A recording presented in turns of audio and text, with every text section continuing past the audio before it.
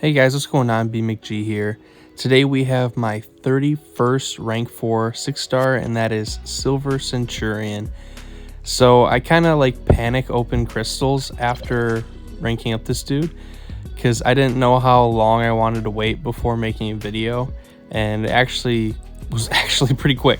I sat down, recorded some clips for like a small mini showcase, which is what you guys are seeing in this video. So here's me like panic opening crystals just to hide it from my alliance, more so just hide it from Mike, even though I told Mike about it like the same day I did it.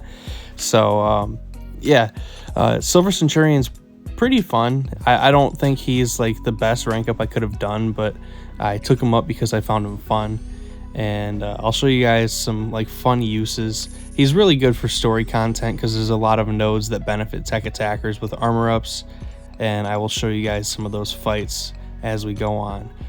Silver Centurion's also now one of my project champs because he needs Sig 200 in my opinion, so I really want to get him there. So that's just another thing for me to grind for in Battlegrounds. So first up, we're starting in Realm of Legends just to show you guys the standard damage output with a full synergy team. He's actually really solid on his own. It's about 2 minutes against Winter Soldier here, which, you know, isn't like super speedy, but it's, you know, really decent in my opinion. He's got really decent utility. All his debuffs, well, not debuffs, all his damage over time becomes passive when he's awakened, which is huge utility in my opinion because people can't shrug it off, which I think is just really cool. And then he also can't crit, and then when he would crit, he just deals passive shocks, and those are actually really potent.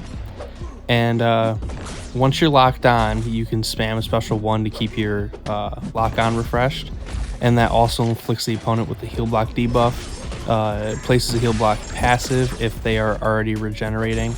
So he's got a lot of control. The only issues I have with him currently are his lock-on's not paused during the opponent's special attacks, which could really screw over your damage. And then the lock-on is just kind of tight, it's kind of short. I'd love if it was increased by a second or two just to make him feel a little bit less stressful to use. But once you're locked on, you're not going to be doing full 5 hits normally. You're just going to be doing medium, light, medium, or medium, medium, because the second medium does a large burst of energy damage for each plasma on the opponent. So that's kind of how I like to play him. I think that's like the best way. I'm not a huge fan of the infinite like ramp that he has, just because it's super stressful to do, and it's not something that you should strive to do with him. He's really, you know, he really shines when you could just get a special 2 off and then spam special 1s to refresh your lock on, which keeps your plasmas going.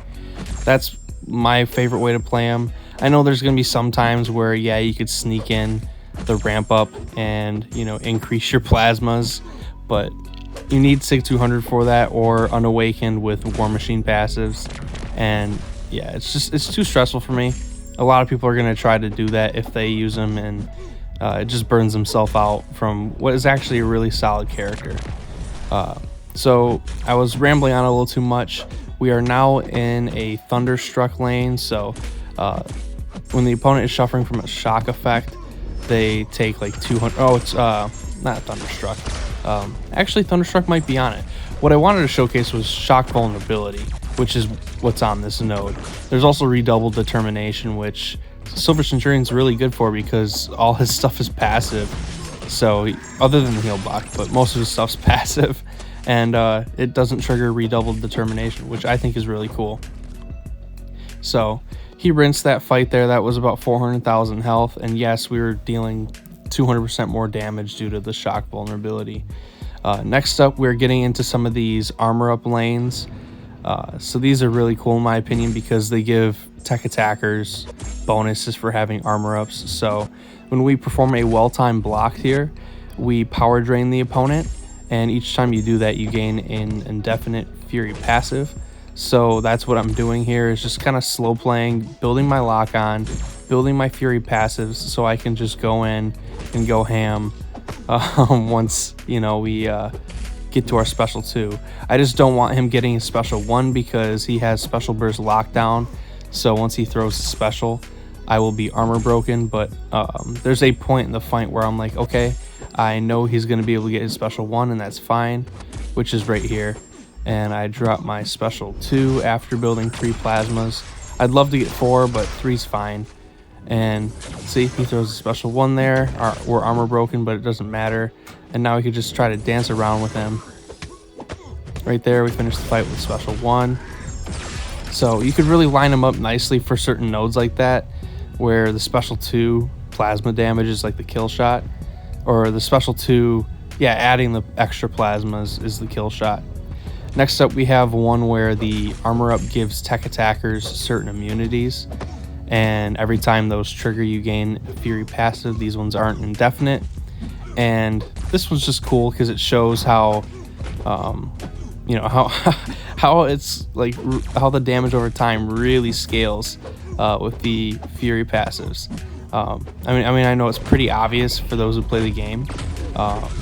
It's like, what do you expect to happen when you get a bunch of Fury passives? Damage over time is going to become more potent because your attack ratings increase. But like he's pretty awesome.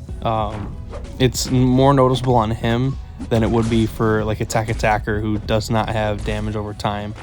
At least in my opinion, because you have a chance to like proc these shocks. Each one of them is dealing 1400 damage per second, or damage per tick. So it's just pretty nuts. Havoc here is kind of a bad fight to start our showcase on because he's got a lot of energy resistance and he's really reducing our damage that we do. But it's a good showcase of how the extra lock-on duration is nice while we're trying to bait these specials and evade these specials from Havoc. But we finish out the fight here with a medium, light, medium into our special 1. These next ones will be a little bit cooler.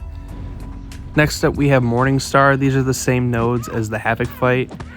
If you guys notice here, I'm slowing my combo, hitting into her block just to stay close so I can build my lock-on.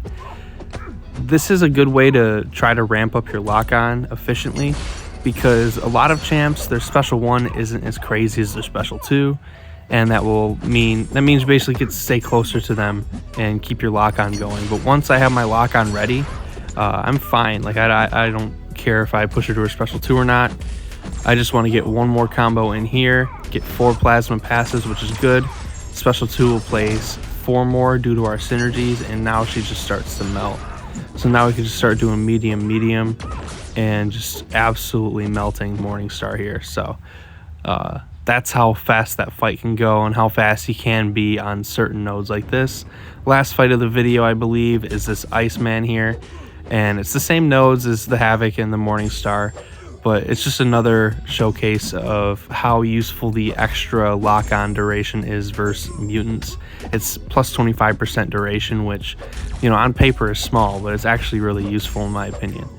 So luckily, Iceman did not throw a special 1 because I didn't want to deal with that. He throws a special 2 there. And we really want to get at least 1 more plasma before we throw a special 2. We have 3 there. We'll place 4 more, so we're at 7. That's plenty. He drops another special 2, and now we just start doing medium to take him down. So yeah, Silver Centurion's a lot of fun. I would love to see him get a small little tune-up to make him just a little bit better, a little less stressful, but I don't know, I enjoy him. I think he's fun. So thank you guys for watching. If you enjoyed, hit like, sub if you're new. If you're already subbed, you know I love you. See you guys for the next video or stream. Peace out.